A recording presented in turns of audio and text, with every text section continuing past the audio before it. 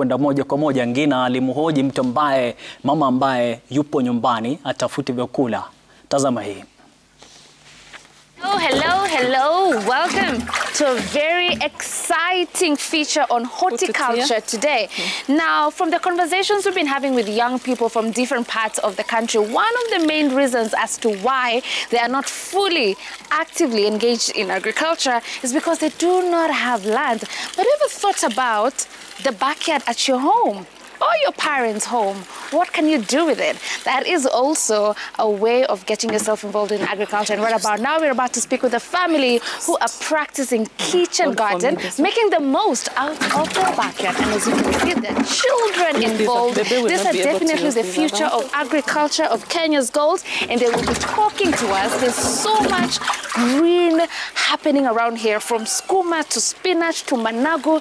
I mean, niko ready na ugali. Nangoja tu kuambiwa anza sasa. And then I'll be ready to eat. But for now, before we eat, let us talk to the madam of the house. What made you think about turning this into a kitchen garden? Since we have the dairy farming, we thought it was good also to have a kitchen, a small kitchen farm behind our house, where we can be getting fresh and healthy farm produce like the sukuma wiki. You can see them.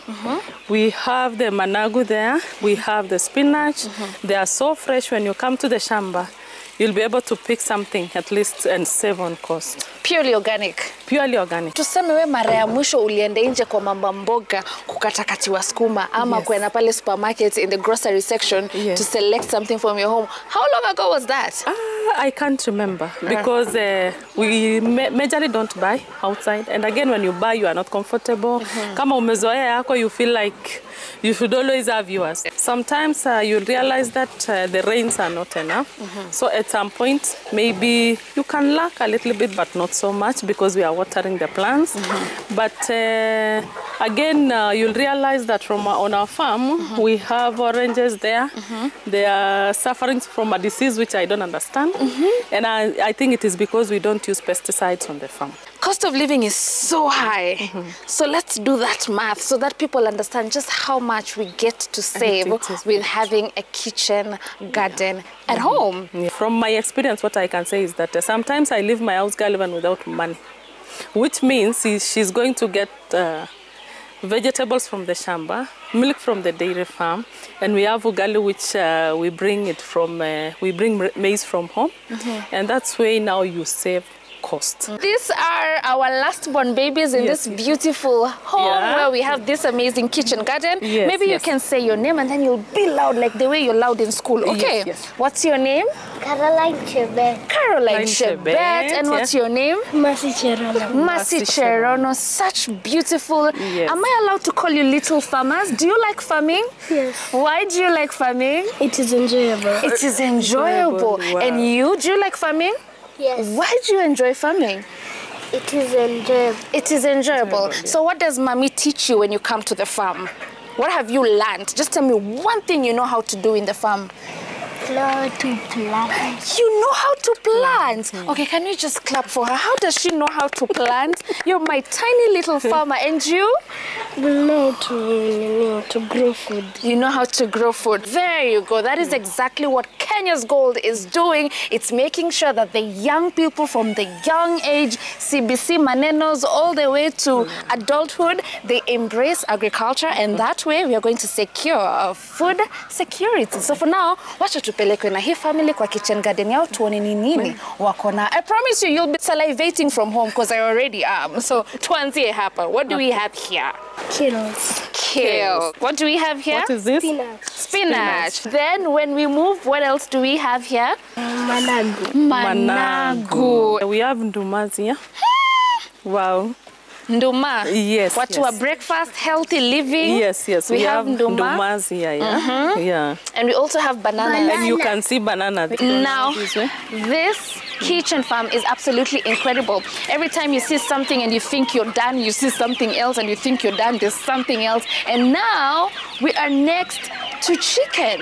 How many of these do you have?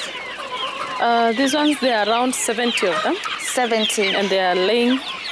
They are layers, actually. They are layers. They give us around 62 eggs per day. Do we have a tray to come and show the audience so they can believe we actually do have them, yeah. All right. So for how long have you been keeping the chicken?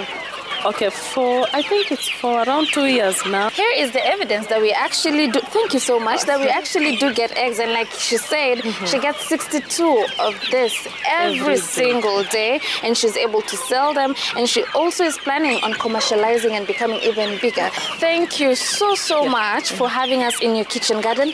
Thank you so much for being a very brilliant little farmers. How about today, before you go to bed, as you stand on your balcony and look at your backyard, here's the hint. Let us start doing it right now. Stay tuned to Kenya's Gold. We'll be giving you more tips, more life hacks on all matters agriculture. Oh, isn't it so lovely to see young children embrace agriculture and talk about how they are enjoying it. Na pia mheshimiwa hapa amekalia hay. Tulimwanzisha na kiti na yeye mwenyewe akasema anataka kukalia hay. Maybe atuambie kwa nini alikuwa anataka kukaa hapo. I did agricultural extension nilifanya extension kwa miaka 12. Na mpaka nikawa trainer, extension services trainer.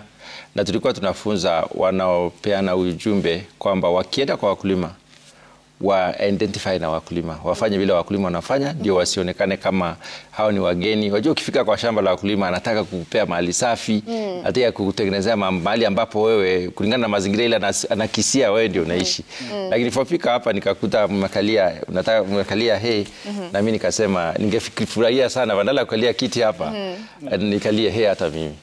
Kulingana na vile tunataka ku identify na wakulima. As we wind up, what can you tell the young people when it comes to agriculture? Young people, I think agriculture is possible. Today we have been discussing dairy farming.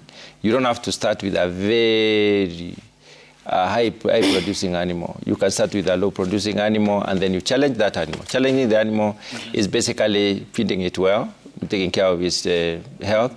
The other issue is that you can get a better calf from that animal, which means you can move towards a pure breed, which we call a pedigree. You can actually move from a cheap animal to a very expensive animal through your own management. Asante sana.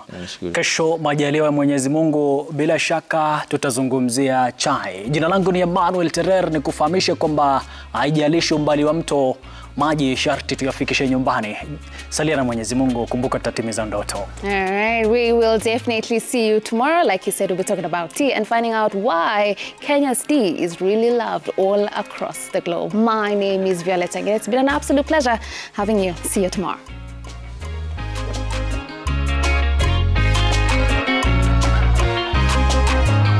Kenya's Gold.